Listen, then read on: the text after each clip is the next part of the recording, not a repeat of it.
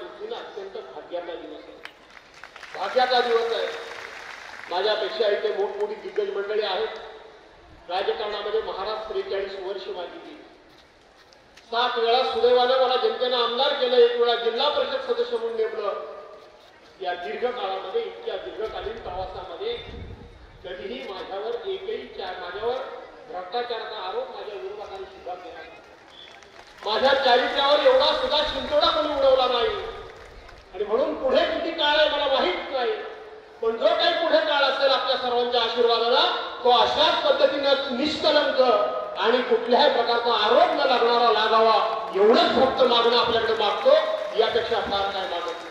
मागील काही महिन्यांपूर्वी जगद्गुरूंची माझी पहिल्यांदा भेट झाली आणि अतिशय मनामधून सांगतो, शेवटी एक तरुण राजकारणी म्हणून, एक तरुण म्हणून कुठेतरी मला ऊर्जा मिळाली। या ऊर्जेच्या शोधामध्ये प्रत्येक तरुण असतो आणि आपल्या सर्वांच्या साक्षीने मला सांगायला अभिमान वाटतोय, मला समाधान आहे की या जगद्गुरूंनी माझा सत्कार सन्मान केल्यानंतर राजकारणामध्ये पुढचं कार्य मला पुढे घेऊन जाण्यासाठी मला प्रचंड अशी मोठी ऊर्जा आज मला जगद्गुरूंच्या माध्यमातून मिळाली। खरोखर आपलं आयुष्यभर ऋणी राहील, स्वतःला नशिबात समजतो।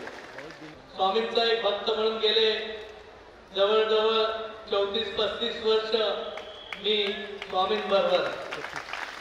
ज्यावेळी जुना मठ होता खाली, आज आपण माहेरघर असं म्हटलं जातं, त्यावेळेपासून या नाणीजमध्ये येण्याची संधी स्वर्गीय निकम साहेबांच्या माध्यमातून मिळत होती। निकम साहेबांच्या पाठीशी स्वामीजी बहुतेक सह्याद्री शिक्षण संस्थेच्या पण पाठीशी तेवढ्याच ताकदीने उभे होते आणि या सगळ्यामध्ये स्वामीजींचा सुरुवातीपासूनचा प्रवास बघितले।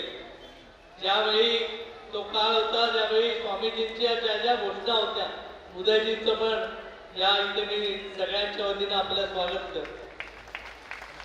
ज्या ज्या घोषणा त्यावेळी स्वामीजींनी दिल्या होत्या त्या आज मला वाटतं लोकांपर्यंत येत आहेत सर्वांच्या माध्यमातून, परंतु त्यावेळी काळाची गरज ओळखून आपला धर्म अबाधित राहिला पाहिजे या उद्देशाने स्वामीजींनी त्यावेळेपासून आपल्याला जागरूक करण्याचं काम केले आणि हे काम अखंडपणे पुढे नेण्याचं काम निश्चितपणे आपला सर्व समुदाय खूप चांगल्या पद्धतीने करत आहे।